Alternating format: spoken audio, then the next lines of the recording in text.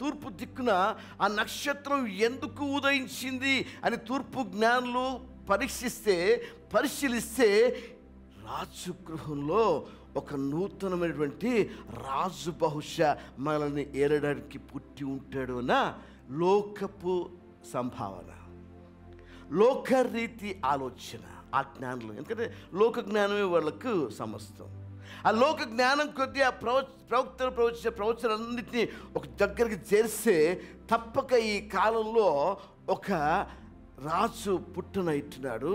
ఆ రాజు పుట్టాలంటే రాజు ఇంట్లో పుట్టాలా? ఏ రాజైనా రాజు ఇంట్లోనే పుడతాడు కదా. ఆ రాజు గృహానికి వీడు పోయి, అయ్యా రాజుగా పుట్టినవాడు ఎక్కడ ఉన్నాడు మీ ఇంట్లో? ఈ అంతఃపురంలో, నీ యొక్క అంతఃపురంలో, నీ యొక్క ప్యాలెస్లో ఎక్కడ ఆ యొక్క రాజును పూజించడానికి మేము వచ్చాం. హల్లెలూయా. రాజుకు ఆశ్చర్యమైంది, నా ఇంట్లోనైతే ఏ రాజు పుట్టలేదు, నా ఇంట్లోనైతే ఎవరు పుట్టలేదు, మేమంతా నార్మల్గా ఉన్నాము, ఇదేంటి? నాకు లేనిపోని ఆశ్చర్యంగా, నాకు ఒక అద్భుతమే అనుకున్నాడు, నాకే రాబోయే ఆఘాతమే అనుకున్నాడు, నా కుటుంబానికి రాబోయే నష్టం అనుకున్నాడు.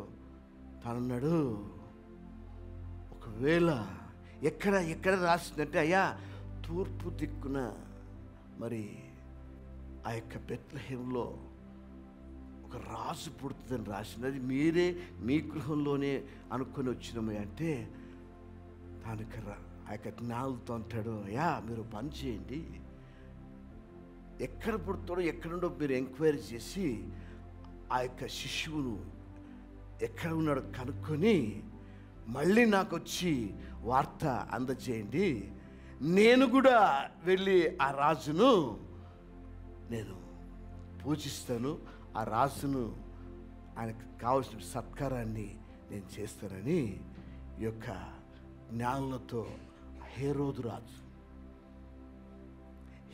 రాజు మాట్లాడుతున్నాడు. హేరోదు రాజు మాట్లాడినప్పుడు ఈ జ్ఞానులకు తెలియదు. ఇంకా బయటికి రాగానే మళ్ళీ చూస్తే తార వాళ్ళ కోసం ఎదురు చూస్తుంది. వాళ్ళ కోసం ఆ తార మళ్ళీ వాళ్ళ కోసం ఎదురు చూస్తుంది. అక్కడ దాకా ఆ తారను చూసిన ఆ యొక్క జ్ఞానులు హేరోదు ఇంట్లోకి వెళ్ళారు. హేరోదు ఇంట్లోకి బయటికి రాగానే మళ్ళీ వాళ్ళని ఆ తార ఎదుర్కొన్నది. ఆ తార ఎదుర్కోగానే వీళ్ళు ఇంకా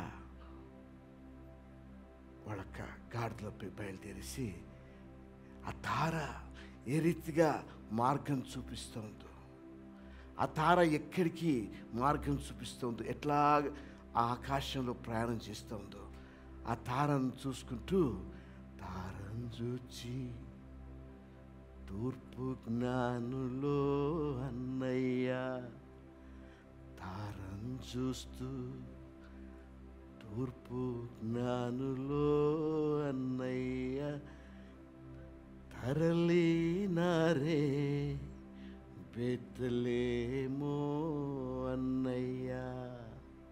ఆ తారను చూసుకుంటూ నిదానంగా భక్తి శ్రద్ధలతో, ఎందుకంటే చాలా నిదానంగా ఆ తారను గమనించాలి. ఎందుకంటే ఆకాశంలో తారలు కోకొలు. అక్కడ మీ తలంపులను, మన హృదయాలోచనలను గలిబిలి చేయగల తార కూడా పుట్టొచ్చు. కాబట్టి బహు జాగ్రత్తగా నిదానంగా ఆ తారనే చూస్తూ, ఆ తార పయనించిన చోటుకి, ఆ తార వాళ్ళకి దారి చూపే చోటుకి తీసుకుని వచ్చి వాళ్ళు వచ్చి ఆ తార అక్కడ ఆగిపోయిందట. ఏమే ఆ తార ఆ స్థలంలో ఆ యొక్క పశువుల పాకం మీద ఆగిపోయిందట. ఓహో, ఇక్కడే కాబోలు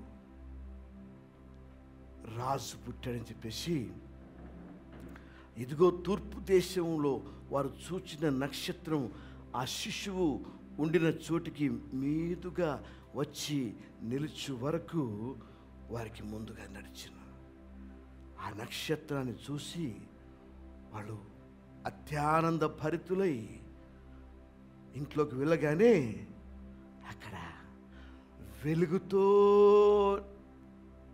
కలకలలాడుతున్నటువంటి ఆ పశువుల పాకలో, ఆ యొక్క తొట్టిలో యేసు ప్రభు పవలిస్తున్నాడట.